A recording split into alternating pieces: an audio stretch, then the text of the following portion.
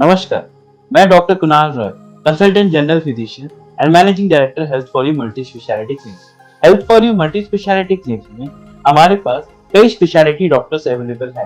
पहला, डॉक्टर नीतीश कौरा। मैं doctor Nitesh Kaura health for you clinics में कार्यरत ऑर्थोपेडिक कंसल्टेंट सर्जन हूँ।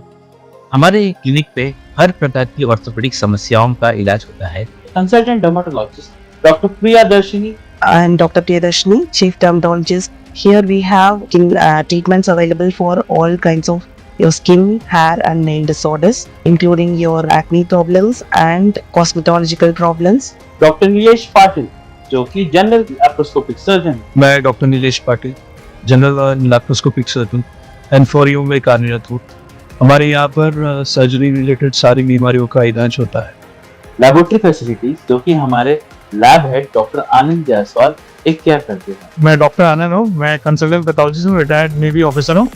और यहाँ पे आप देख सकते हैं कि हमारे पास जो मशीनें रखी हैं वो स्टेट ऑफ द आर्ट है। ये आप देख सकते हैं, ये हमारी जो सीवीसी की मशीन है वो जापानीज मशीन है। फिर ये हमारे हार्मोन एनालाइजर हैं। हमारे यहाँ पे लेजर फिजियोथेरेपी की फैसिलिटीज भी अवेलेबल है। अल्ट्रासाउंड की भी फैसिलिटीज अवेलेबल है। हम यहाँ पे ईसीजी और इकोकार्डियोग्राफी की फैसिलिटीज भी रखते हैं और बोन मिनरल डेंसिटोमीटर जो कि डेक्सा स्कैन की फैसिलिटीज भी अवेलेबल है। Health for you multi speciality clinic में ये सारी सुविधाएं अवेलेबल है। Health for you is a complete solution to your health.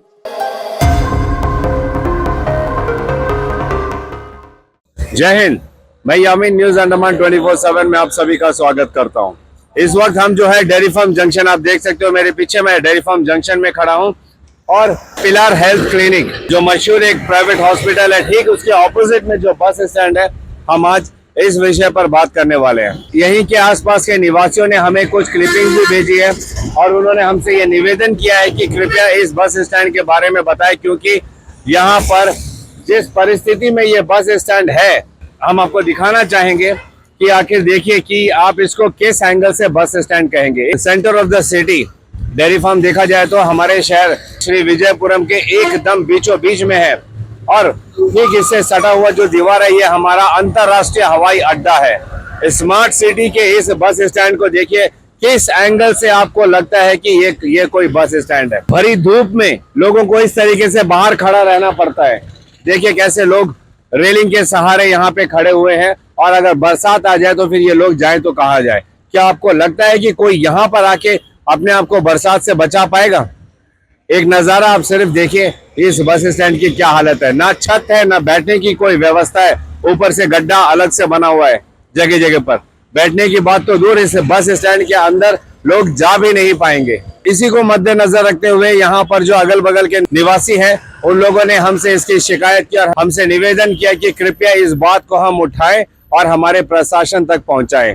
हम यहाँ के स्थानीय पार्षद जी जो है, हम उनसे निवेदन करते हैं कि कृपया इस बस स्टैंड को जल्द से जल्द बनाएं, क्योंकि यहाँ पर आने वाले जितने भी लोग हैं उनको बहुत कठिनाइयों का सामना करना पड़ता है।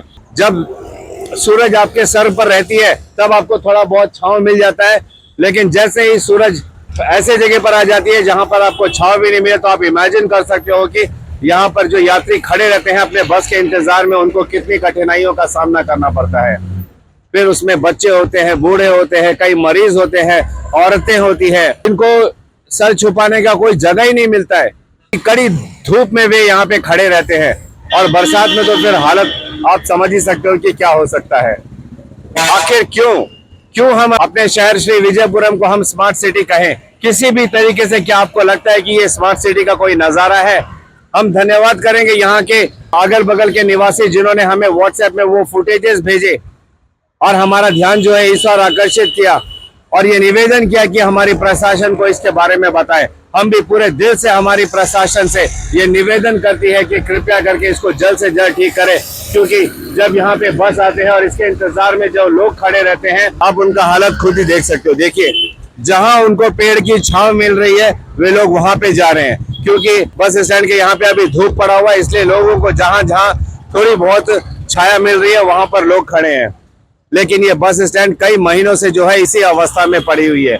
क्या इसको ठीक करना हमारे प्रशासन की जिम्मेदारी नहीं है? बहुत तकलीफ होते हैं बस का बारिश का टाइम में यहाँ में आके खड़ा होने के लिए हम लोग को बहुत तकलीफ होता है। धूप में भी? हाँ, धूप है, अभी बारिश है, अभी कब कैसा होता है, छोटे बच्चे लोग को भी लेके आते हैं।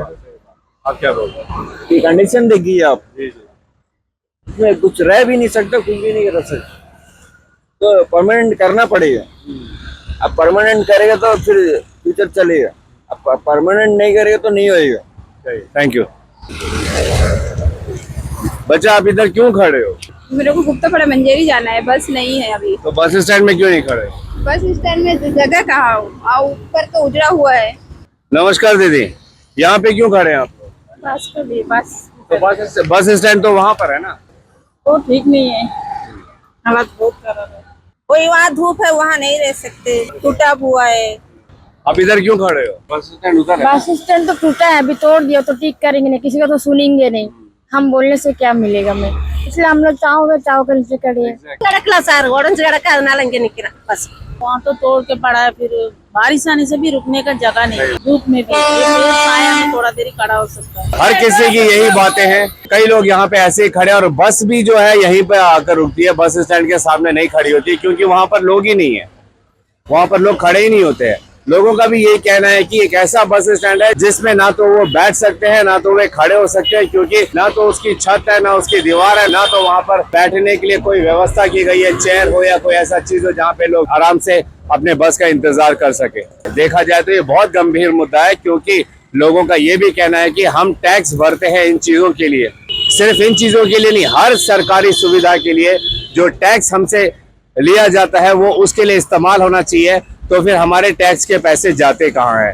हर कोई कैमरे में बोल नहीं पाता है, लेकिन उनके दिलो दिमाग में यही बात चलती है, और जब हमसे ऑफ कैमरा जब वो बात करते हैं तो वो यही कहते हैं कि हमारे टैक्स के पैसे कहाँ जाते हैं। तो ये बड़ा सवाल है कि हमारा टैक्स का पैसा जाता है तो कहाँ जाता है? क्या उन्हीं टैक्स के पैसों से बस स्टैंड को नहीं बनाना चाहिए कि लोग बस स्टैंड छोड़ के वहां पर पेड़ की छाया में खड़े रहे? थोड़ी देर के बाद जब सूरज थोड़ा और पश्चिम तरफ जाएगा तो फिर यहाँ पे छाया भी नहीं रहेगा, लोग यहीं पे कड़ी धूप में खड़े रहेंगे। ये इसलिए मैं कह रहा हूँ कि ये गंभीर मुद्दा है, और हमारी प्रशासन को चाहिए कि इस पर जो है गंभीरता से संज्ञान ले और जल्द से जल्द इस बस स्टैंड को ठीक कराए।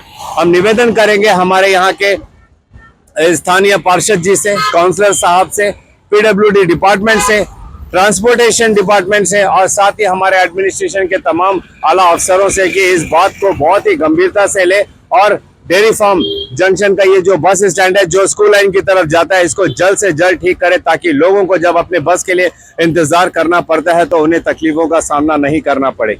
और ऐसे कई सारे बस स्टैंड है जहां पर बस स्टैंड के नाम पे बस स्टैंड है ही नहीं, सिर्फ एक बोर्ड लगा हुआ है और लोग जो है यहाँ वहां खड़े रहते हैं। कई बस स्टैंड ऐसे हैं जो बहुत अच्छे से, बहुत सुंदर तरीके से बनाए भी गए हैं, और कई बस स्टैंड ऐसे हैं जिनका ये हालत है।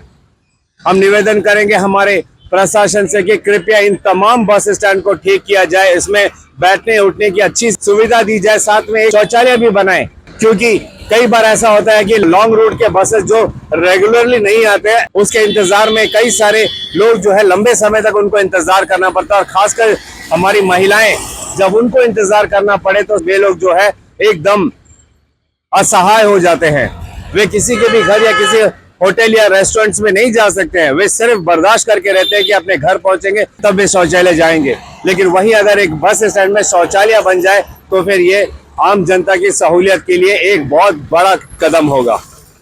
हमें पूरा यकीन भी है कि हमारी इस रिपोर्टिंग के बाद में और तमाम जनता जिन्होंने हमें इसकी जानकारी दी, इसके बाद में हमारी प्रशासन इस पर गंभीरता से संज्ञान लेगी, और जल्द से जल्द डेयरी फार्म जंक्शन में ये जो बस स्टैंड टूटे फूटे हालत में पड़ा हुआ है इसको जल्द से जल्द रिपेयर करके इसको ठीक करेगी, ताकि लोगों को जो है एक प्रॉपर बस स्टैंड मिले। इसी उम्मीद के साथ और कैमरा पर्सन दीपिका सोनी के साथ मैं यामीन, न्यूज अंडमान 24/7। जय हिंद।